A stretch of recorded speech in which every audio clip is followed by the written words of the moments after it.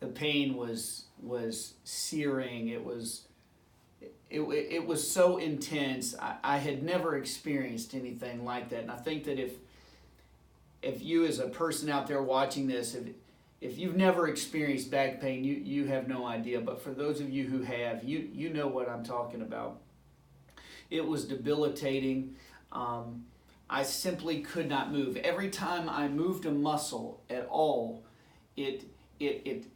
my body went into spasms, and it was searing pain. I can't even begin to express how the intensity of it.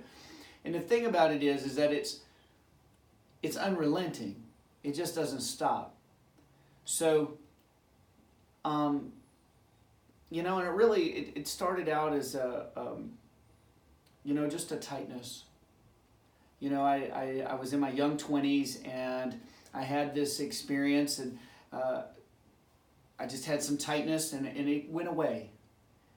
And a few months later, I had moved out of town to take a new job, and I lived by myself several states away, and we had to move some furniture, of course, and there was just this moment where it was sharp, and it came on so fast, and then it went away. That sharpness, it was so quick, it just went away. But for 2 or 3 weeks after that, I was very uncomfortable. My muscles were clearly in spasm in my back and hamstrings. I just wasn't my best. And it took about 2-3 weeks. It's kind of faded away, and I thought, well, maybe it's just a muscle, And the thing is that, a couple months, maybe a month or two later, I did something else, and I had a similar experience. Only this time it was a little worse. I just had kind of gone on for a few months, and then there was this one time. I didn't really feel bad.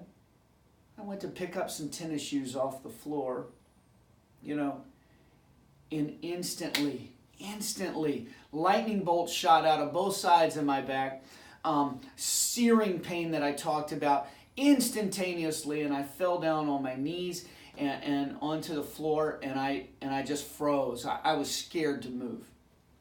And thank goodness, truthfully, thank goodness I didn't have to be to work for, a couple of days. It was a weekend, and I thought, it doesn't hurt to move, so maybe if I just stay here on the floor, it'll go away, And so the bathroom was just a few feet away from me, the television was close, and the kitchen was around the corner, and I basically decided, I'm just going to stay on the floor until I have to be back at work Monday afternoon.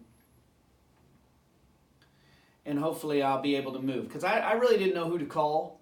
I didn't have a doctor. I lived, like I said, I'd moved away from home, and I didn't really know anybody yet. And I really, honest and truly, I was scared. I didn't know what to do. My back was killing me. I know people who've been injured, who've injured their backs badly, who've blown disc, herniated disc and broken vertebra and pinched nerves and sciatica that just wouldn't go away. I knew people like that and had surgeries that didn't really work, or that were on pain medicines that I knew just don't fix the problem. And I was scared. I didn't want to be that person. But I didn't know what else to do either. So I laid on the floor. And then by Monday, thank God, I could get up and walk and go to work.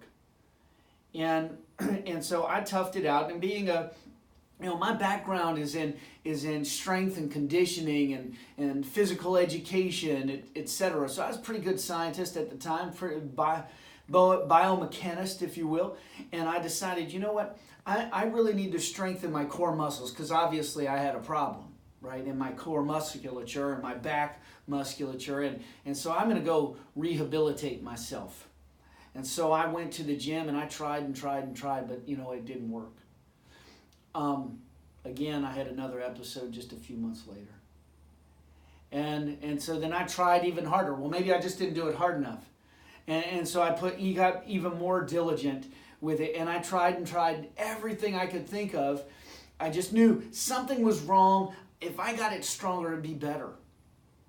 And sure enough, the problem happened again. And I never forget, I didn't make a lot of money at the time. I'd saved up for a year to go on this great vacation, going scuba diving in Mexico. As you can imagine, I was very excited to be going with some friends. And I wasn't there 24 hours. And it happened again. I went to pick up something, my back went out.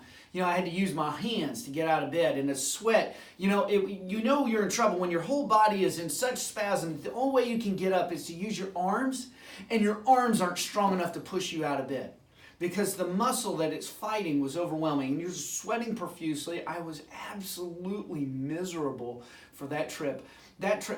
My back pain had stolen that vacation from me. A friend of mine got on the phone, got kind of wind of this, and his mother worked for a chiropractor for many, many years, and she got on the phone with me, and that moment when you're talking to Charlie Brown's mother, the wah, wah, wah, wah, wah, wah, wah, and all I could do was say, yes, ma'am, yes, ma'am, yes, ma'am. I don't know a chiropractor. I don't know what they do. I have no idea what they do. I didn't even know if they were real doctors, right? And isn't it expensive? And I don't have a whole lot of money. And I was scared. What if they hurt me again? What if it hurts me again? And the only answer I could come up with is, you know what? My desire to get better, to not let this ruin my life, was bigger than my fear. My fear of not having enough money, my fear of getting hurt again, my fear that they might not do the right thing, that it might not be the right choice. It was my desire. I knew the last thing I wanted to be was on pain medicine the rest of my life. The last thing I wanted to be was in a surgery, that may or may not work. And I certainly didn't want to be debilitated the rest of my life. So when I got home, I called a friend up who happened to go to the chiropractor. I just knew they went. And they referred me to their doctor, Dr. Farley in Tulsa, Oklahoma. And to be honest, he changed my life.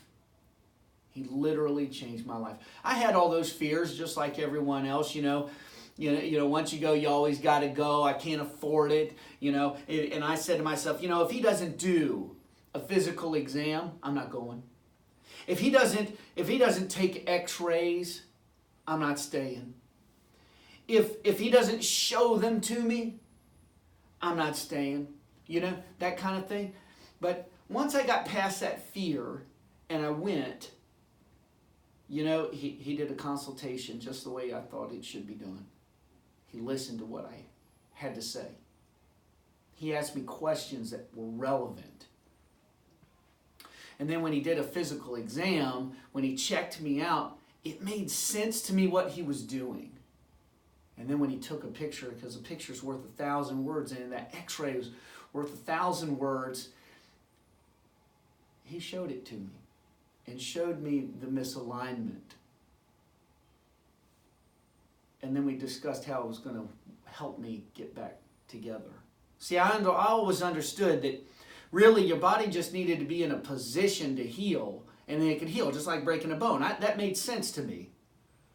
So it just made sense to me that I got 24 moving parts in my spine. I know that. And if you get them aligned properly, then the body could begin to heal. And I understood that. So when he said it and he pointed at it, I knew immediately, okay, we can go to the next step.